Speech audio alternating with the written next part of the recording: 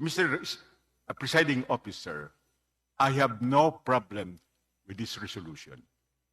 But let us place this in context.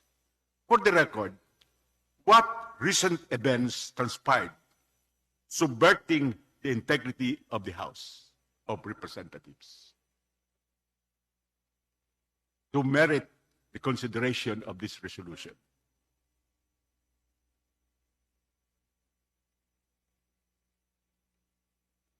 Well, Mr. Chairman, I believe, as you know, during the break, there were threats against one of our House members and the House itself.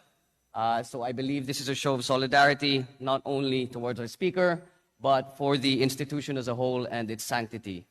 Well, I remember vividly there was a grave threat on the life of one of our members, the Honorable Franz Castro.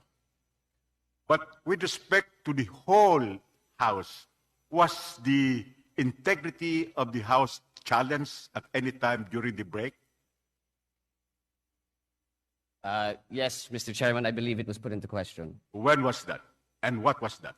I could not give you the exact date, but I understand that it was done on a certain TV network, and some words were said to malign the reputation of our institution. Could we put on record what words were used to malign the integrity of the House in that TV broadcast?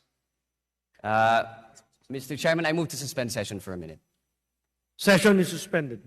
I move that we recognize the representative from Pampanga, Senior Deputy Speaker Don Gonzales, to answer any other queries that the gentleman from Albay might have. The representative from Pampanga, Senior Deputy Speaker Don Gonzales, recognized. Give the floor. Mr. Chairman, could you please repeat the question? In recent days, what events transpired wherein the integrity of the House has been challenged or subverted? Mr. Chairman, if I'm not mistaken, that was October 6 or first week of October when I heard some bad news regarding the House of the People, our institution. That's why I think that I prepared a resolution to defend our institution, Mr. Chairman. I heard a lot, you know, the media, social media, all platforms. So I think all of us here, we are almost 312 congresspersons to defend the institution, Mr. Chairman. Yes, we have to defend this institution. But what I am asking for, what were the overt acts which were uttered, which could be considered subverting or challenging the integrity of this House? Because the resolution is rather vague. It does not give us the proper background. So I'm asking this question not to question the resolution, but to give it some anchorage. Well, I hate to say this, Mr. Chairman, but when I heard the word rotten, of course, I felt bad regarding Mr. Chairman. I also would feel bad hearing that accusation that the House is rotten. But may we know who uttered that statement?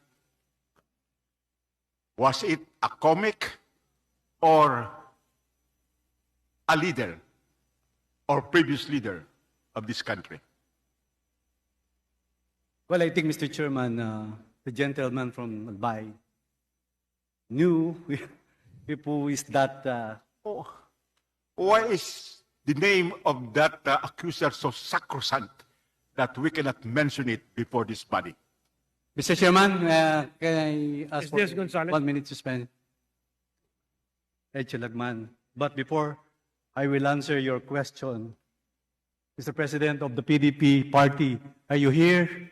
Mr. President, Congressman Alvarez, the one who uttered that word is our chairman from PDP-Laban. Before I will answer, I will resign now as member and officer of PDP-Laban. The former President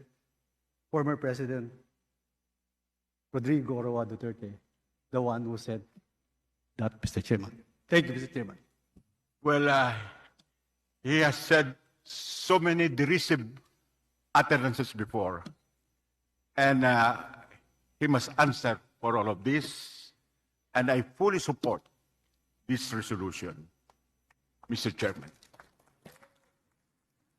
Okay.